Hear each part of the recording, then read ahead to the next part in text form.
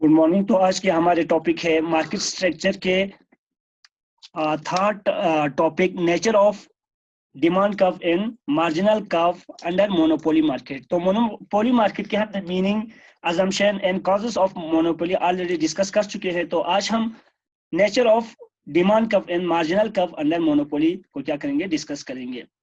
ठीक है, इसके लास्ट में ऑब्जेक्टिव क्वेश्चन भी मैं साथ में यहाँ पे पुट करूंगा ताकि आप उसको इस लेक्चर को समझने के बाद उसका मुझे आंसर इनबॉक्स में दे देना। ठीक है, तो meaning of nature of demand curve and marginal curve किस तरह होते हैं।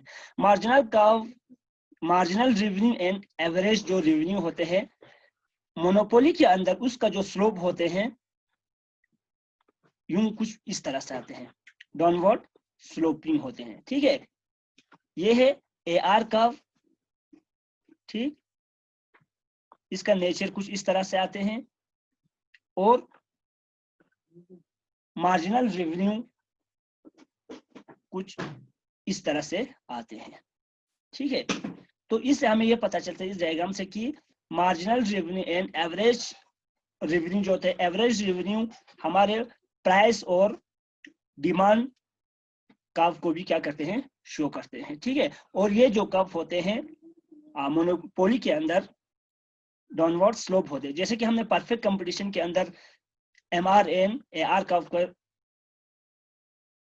डायग्राम कुछ इस तरह से देखा था कि ये हॉरिजॉन्टल होते हैं और एक्स एक्सिस के पैरेलल में चलते हैं। डिमांड कर्व, जिसे हम AR भी कहते हैं, इस स्लाइटली लेस इलास्टिक। अब देखो, ये है इन्फिनेटली इलास्टिक होते हैं। ठीक है, ये होते हैं मोर इलास्टिक। ठीक है, और ये होते हैं लेस इलास्टिक। ठीक है, अब जब यही कर्व कुछ इस तरह मॉडिफाई हो कि कुछ इस तरह से बनते हैं, ठीक है, तो उसको हम बोलते हैं परफेक्टली इन इलास्टिक बोलते हैं। ठीक है, जब इसको हम परफेक्टली इलास्टिक बोलते हैं, ठीक है, इसको हम मोर इलास्टिक बोलते हैं, इसको हम लेस इलास्टिक बोलते हैं। तो इसी कर्व को जब कुछ इस तरह से आते जाते हैं, कुछ इस तरह से लास्ट में इसका कर्व का शेप बन जाते हैं, तो ये परफेक्टली इन इलास्टिक हम इसको कहते हैं। ठीक है, demand curve facing the monopolist have negative slope.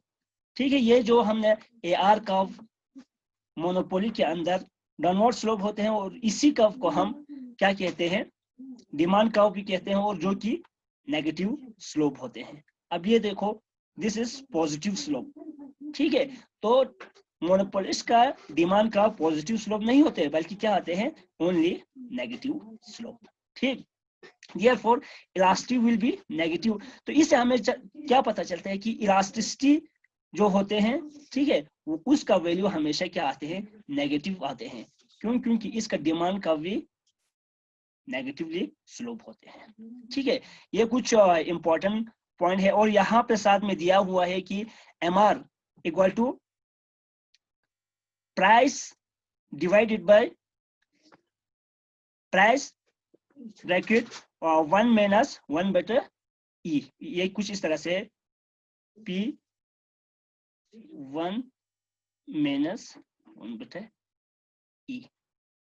ठीक, अब देखो, जब आप इस E के वैल्यू, जब आप इलास्टिसिटी ही इसके अंदर डालेंगे और आप प्राइस का वैल्यू भी जब डालेंगे, तो आपको किसका वैल्यू आ जाएंगे, मार्जिनल रेवेन्यू आ जाएंगे।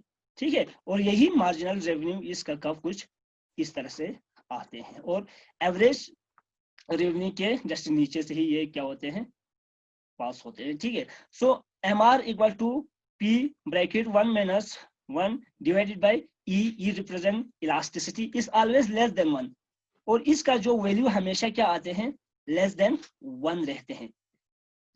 अब लेस देन 1 क्यों रहते हैं? अब देखो, इसका हमने ऑलरेडी पढ़ा है कि इसका डिमांड कर्व क्या होते हैं, नेगेटिव स्लोप होते हैं। नेगेटिव हमेशा 0 के बाद यहाँ 1 होते हैं, 1 इसके बाद 0, 0 से बाद इसके बाद क्या आते हैं, -1 -2 और -3 सो ऑन, इस तरह से होते हैं। और जिसका डिमांड कर्व ही नेगेटिवली स्लोप हो, उसका MR कर्व भी क्या आएंगे, नेगेटिवली, जब MR कर्व भी नेगेटिवली स्लोप होते हैं तो जाहिर सी बात है इसका वैल्यू भी नेगेटिव आएंगे, जो कि 1 से यूनिटी से क्या होंगे, कम होंगे, लेस देन 1 जिसे हम कहते हैं. So it can be easily estimated that MR is less than price in the monopoly. Marginal revenue हमेशा क्या आते हैं, MR हमेशा क्या आते हैं, this is MR which is less than price. ठीक है, और प्राइस क्या होता है, प्राइस इक्वल टू AR. ठीक है, average revenue. So average revenue is also greater than marginal revenue. This is average revenue. ठीक है, और हमें कर्व से भी पता चलते हैं कि average revenue is equal to price and price is greater than marginal revenue. और यहाँ पे भी हमने मोनोपोली के अंदर हमने क्या पढ़ा कि marginal revenue is less than average revenue, या यू कैन से प्राइस. ठीक है, thus it for the monopolist क्या होता है कि elasticity of demand at the level of output 1. ठीक है, तो इलास्टिसिटी ऑफ डिमांड क्या होते हैं, जब इसका आउटपुट लेवल 1 होते हैं तब इसका MR क्या होते हैं, 0 होते हैं. This represent MR. 1 सेकंड में इन सबको क्लियर करके आपको बताऊंगा. For example this is your diagram and this is AR curve. एक second, AR curve and this is MR curve. Means कि जब इसका वैल्यू, अब यहाँ पे हमने MR कर्व ड्रॉ किया. ठीक है, तो इसके बराबर में यहाँ पे जब इसका वैल्यू 1 आ जाते हैं, ठीक है, ये हमारे AR हमारे डिमांड कर्व भी होते हैं. ठीक है, जब इसका यहाँ पे इलास्टिसिटी इक्वल टू 1 होते हैं तब हमारे MR कर्व क्या आते हैं, 0 होते हैं. जब इलास्टिसिटी इज ग्रेटर देन 1, ठीक है, इस पॉइंट से ऊपर वाले पोर्शन इतना इसकी तरफ जितने भी है ये इलास्टिसिटी ग्रेटर देन 1 होते हैं, और इस नीचे भी जितने भी पॉइंट होते हैं वो इलास्टिसिटी इज लेस देन 1. ठीक है, अब यहां पे आपको पता चलते हैं कि इलास्टिसिटी इज लेस देन 1. यहां पे हमने पढ़ा था कि जब इलास्टिसिटी लेस देन 1 होते हैं तब हमारे MR कर्व क्या आते हैं, नेगेटिवली स्लोप. देखो यहाँ पे देखो, अब इसको मार्क करेंगे यहाँ पे, और इस पॉइंट से 0 से इसके नीचे जितने भी पॉइंट होते हैं वो माइनस में होते हैं. तो देखो अब इसके बाद जितने भी आप पॉइंट यहाँ पे खींचते जाएंगे इस ये इंटरसेक्ट ही नीचे जाके करेंगे. ठीक है, तो इससे हमें ये डायरेक्ट पता चलते हैं कि MR कर्व लेस देन 1 होते हैं. ठीक है, कब, जब हमारे इलास्टिसिटी इज लेस देन 1 होते हैं, या MR कर्व या AR curve is less than elasticity. ठीक, तो हमें ये पता चलता है कि आउटपुट जब लेवल ऑफ आउटपुट 1 होते हैं तब हमारे MR कर्व वैल्यू क्या आते हैं, नेगेटिव 0 आते हैं. ठीक है, और इसके बाद जब इलास्टिसिटी लेस देन 1 होते हैं तो हमारे MR कर्व का वैल्यू क्या आ जाते हैं, नेगेटिव होते हैं, -1, -2, -3, -4 एंड सो ऑन. तो ये थे कुछ demand, nature of demand and marginal revenue का. अब यहाँ पे मैंने डायग्राम के थ्रू भी आपको क्या किया हुआ है, समझाया. ठीक है, इसी का डायग्राम देखो, दिस इज, तो मैंने यहाँ पे एक्चुअल डायग्राम इसलिए खींचा था क्योंकि मैं खुद यहाँ पे आपको समझाते समय ड्रॉ करते हो तो कुछ मिस्टेक्स होते हैं. ठीक है, तो ठीक तरह से लाइन खींच नहीं पाते, तो मैंने इसको भी यहाँ पे साथ में क्या किया था, पुट किया था. ठीक है, दिस इज MR कर्व. ठीक है, this is AR curve which represent price and demand curve also. ठीक है, तो यहाँ पे देखो आउटपुट को शो किया हुआ है, और यहाँ पे प्राइसेस को या रेवेन्यू, एवरेज रेवेन्यू या एवरेज कॉस्ट को क्या करते हैं, शो करते हैं. कॉस्ट और रेवेन्यू को शो करते हैं, यहाँ पे आउटपुट को हम क्या करते हैं, शो करते हैं. ठीक है, तो ये थे diagram of demand curve and marginal revenue curve. अब यहाँ पे आ जाओ, ये ऑलरेडी हमने प्रीवियस स्लाइड में भी डिस्कस किया. मैं यहाँ पे अच्छी तरह से क्या करूंगा, इसको आपको एक्सप्लेन करूंगा. ठीक है, अब यहाँ पे देखो TR total revenue, AR average revenue and MR represent marginal revenue.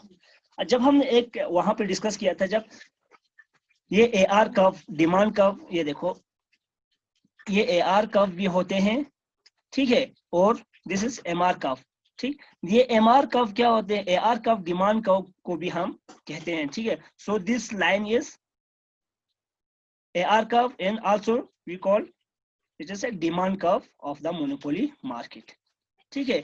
तो यहाँ पे एग्जैक्ट डायग्राम है। तो इस पॉइंट पे हम क्या बोलते हैं? जब हमारा आउटपुट लेवल 1 होते हैं, ठीक है, आउटपुट लेवल 1 होते हैं, मींस इलास्टिसिटी इक्वल टू जब हमारे 1 आ जाते हैं, तब हमारे मार्जिनल रेवेन्यू क्या आते हैं? 0 आते हैं, ठीक।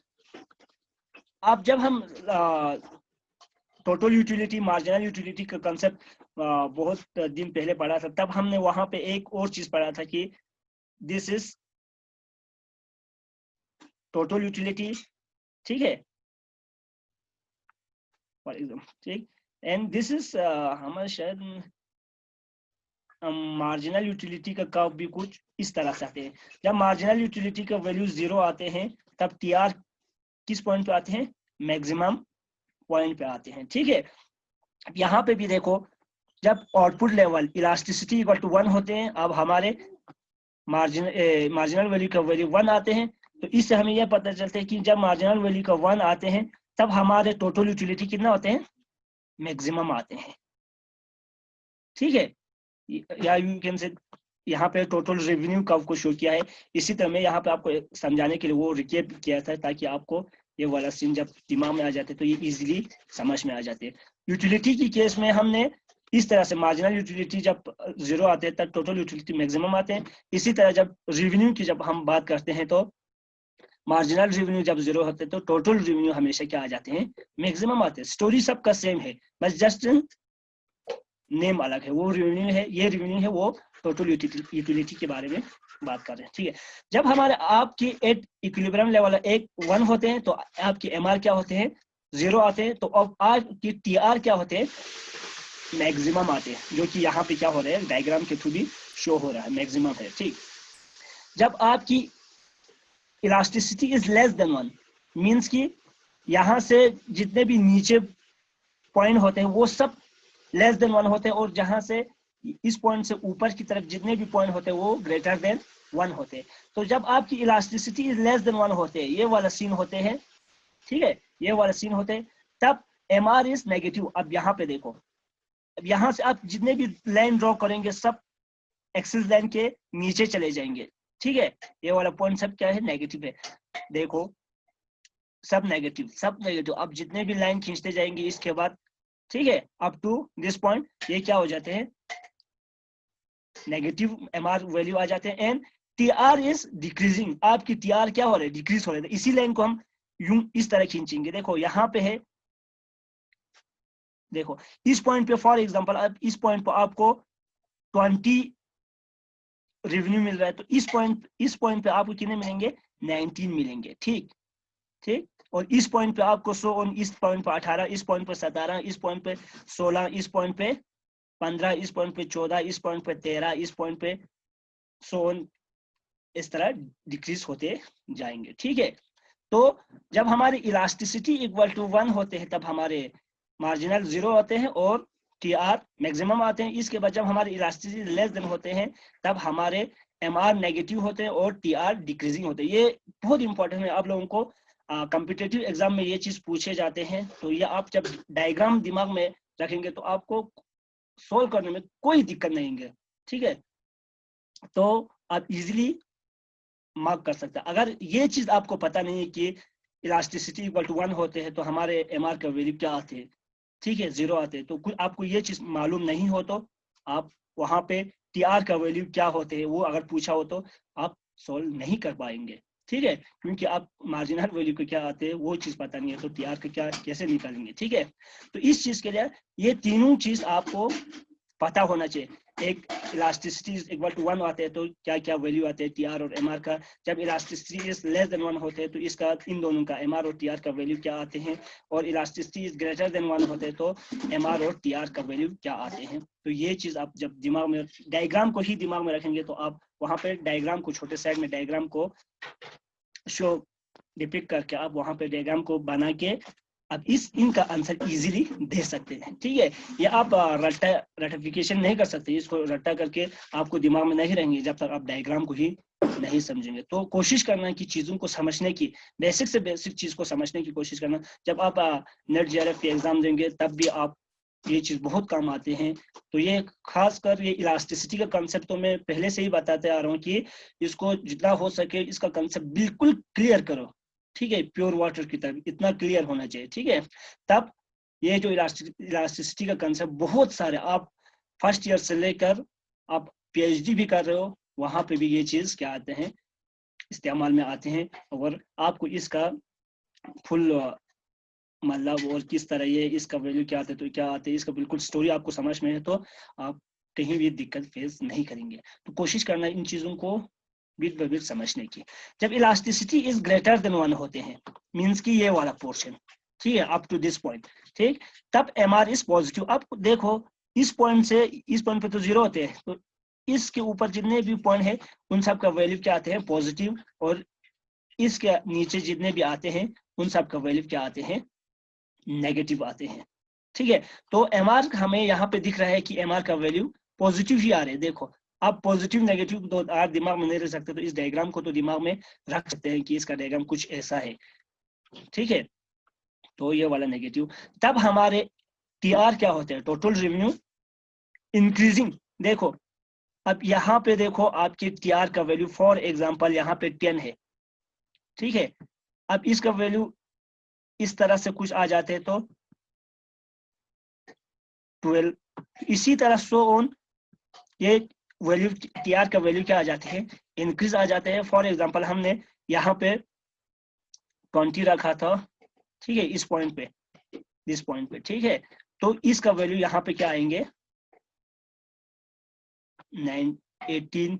ठीक है, तो इस तरह से ये यहाँ से हमें पता चलते हैं कि टीआर इंक्रीजिंग होते हैं और यहाँ पे मैक्सिमम होते हैं। फिर इसके बाद और जब एमआर नेगेटिव में चले जाते हैं तो हमारे टीआर डिक्लाइन करना स्टार्ट करते हैं। ठीक है, तो ये वाला टीआर, एआर, एमआर जो रेवेन्यू का कंसेप्ट आप TU, MU, AU, average utility, ये सब इन सब को कंपैरेटिवली स्टडी कर सकते हैं ये। और इनका स्टोरी सबका सेम है, बस जस्ट यहाँ पे चेंजेस होते हैं रेवेन्यू और यूटिलिटी।